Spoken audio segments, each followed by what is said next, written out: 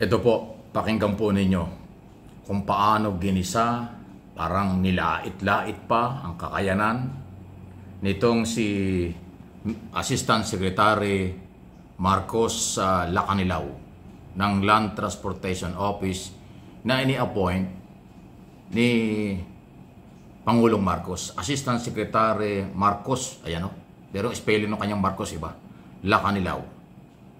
Ginisa ni Senador Marcoleta nung dinidinig ang budget ng LTO. At meron siyang matinding pagdududa sa kakayanan. Di ba? Pagkatapos ngayon, nakita natin na nung siya ay nakaupo na at ng kanyang mga ginagawa ay napakatitindi,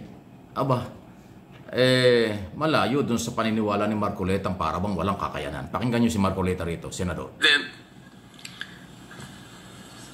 Hindi naman kotse ang ginamit mo, aeroplano ginamit mo, so hindi ka rin dapat sana ron eh. Yan o. Kung tricycle ang ginamit mo para dalhin mo si dating Pangulong Duterte sa The Hague. Galit siya dahil siya pala nag-escort papunta mula sa nung dahil. March hanggang ngayon, baka hindi ka pa nakarating. Ayan o. Sa layo no. So wala din eh. Mr. President, ako po nangangamba lang sapagkat napakalaki ng problema ng transport sector natin. Correct. Licensing na licensing lang. Yung pag-i-issue lang ng plate ng mga sasakyan. Registration. Enforcement ng ating LTO laws. Ayan o. Yan yung, sandali lang at nagka-commercial lang o. Yan yung sinasabi ni Marcoleta. Na, nagdududa siya eh. Sa kakayanan. Paano niyo po i-undertake ang napakarami pong sagutin na ito? Wala naman po kayong training. Ano po ba yung academic discipline ng ating bagong ASEC ng LTO, Mr. President? Ayan o. Grabe ano?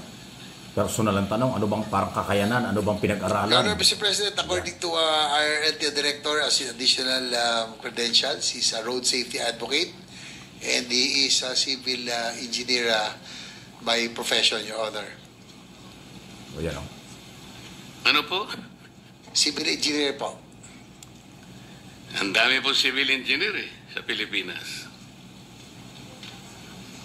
Nang dahil po ba safety engineer kayo, ang gusto ko po sanang malaman, ano po ba yung mga naging katangian ninyo, ang training ninyo, ang mga credentials ninyo, dahil hindi po biro-biro ang opisinang pinasok ninyo. Nang dahil lamang po sa rigudon, gano'n lamang po. I don't think the President was advised very well.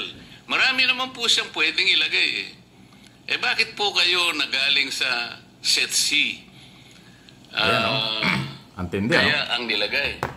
Yan malinaw na pinagdududahan ni Senador Marcoleta si Assistant Secretary Marcos Lacanilaw. Yung kung may kakayanan ba o wala. Ang tingin niya walang kakayanan. Sa dami raw ng problema sa LTO. Pero sandali lang, Marcoleta, Senador, hindi mo yata na laman o kulang kayata sa pag-aaral ng iyong mga staff. Ang dami ng ginawa ni Lacanilaw.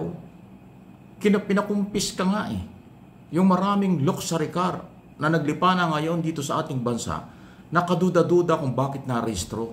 Baka hindi nagbayad ng tamang buwis. Mahigit ng 30 ang kanyang pinagarahe na nakumpis ka under investigation ng mga luxury car. Pangalawa, in-expose na nga nito ang halos 2 bilyong halaga ng mga paggawa ng building nung nakaraang gobyerno, Duterte administration, ang walang nangyari. Kulang-kulang pero bayad na. Maraming kapalpakang na-discovery. Bakit hinahanapan mo pa kung may kakayanan maghawak ng LTO chip? Ayan si Senador Marcoleta. Ano inyong masasabi dyan? Senador, issue lang walang personal lang kasi ikaw yung nagtanong-tanong dyan sa budget deliberation Ginamit mo yung pagiging senador mo para lait-laitin itong appointee ni Pangulong Marcos. Kasi sa akin yung personal na pananaw at aking opinion. Pag yung isang ini-appoint ng Pangulo ay minaliit ng isang senador, parang wala naman siyang respeto doon sa nag-appoint. Kung ang tingin mo doon sa ini-appoint walang credential, walang kakayanan. Parang naman sinabi mong hindi marunong pumili ang Pangulo. Yung appointing power ng Presidente is exclusive sa kanya yun. sa ilalim ng saligang batas at sa ilalim ng presidential system of government. Eh bakit mo kinu-question yung authority ng Pangulo na kung sino ang kanyang pagkatiwalaan sa mga posisyon?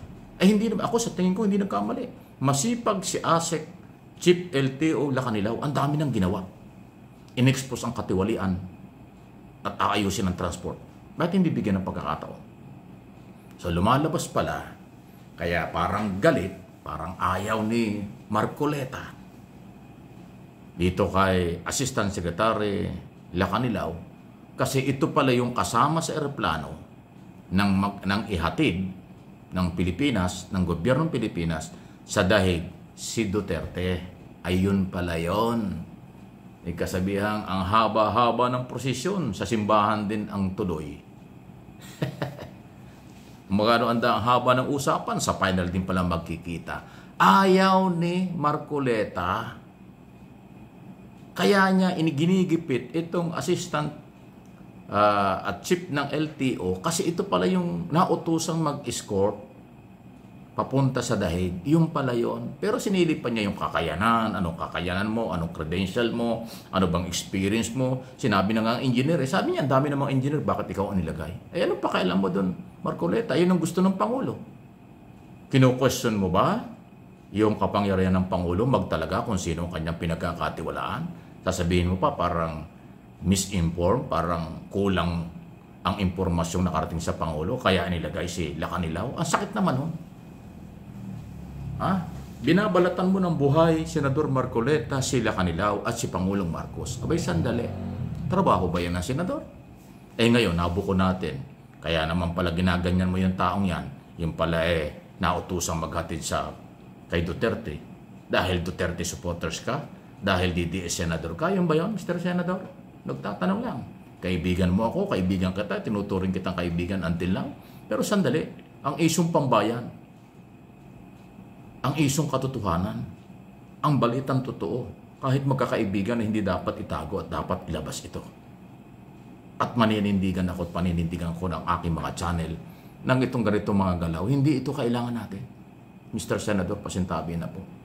Irespeto mo ang Pangulo, irespeto mo yung taong pinagkalooban ng posisyon. Kauupo pa lang, hinuhusgahan mo na. Parang walang kakayanan. Ay, nga paano nga yan? Yung iyong paniniwalang walang kakayanan, kabaligtaran. Marami na siyang nagawa. Hindi ko kilala ito si Lacanilaw. Hindi rin ako kilala nito. Kahit anino nito, hindi ko pa nakikita. Nakita ko lang sa television. Pero ang aking sinasabi at ang aking analysis at opinion ay base sa performance, base sa kapangyarihan ng Pangulo, at base dun sa iyong ginawa, Senador. Hindi tama Nang insulto ka, minaliit mo yung tao. Hindi mo lang nirespeto ang Pangulo na nag-appoint at hindi mo lang respeto at pinakaramdaman kung anong kakayanan. Dahil may galit kayo, hanggang ngayon hindi kayo makamove on dahil si Duterte ay nakakulong, ay naghatid lang yung taong yan. Hindi naman siguro nag-volunteer yan, nautusan lang Ikaw ba pag inutusan ka na ikaw ang maghatid? May kasalanan ka na ba doon kung sumunod ka? Huwag naman sanang ganun, di ba? Senador, easy lang, dahan-dahan lang, sir. Magagalit ang taong bayan pagka ganyan, lalo na yung matitino. Pero yung mga kakampi nyo, tuwan-tuwa sa iyo. Bahala kayo.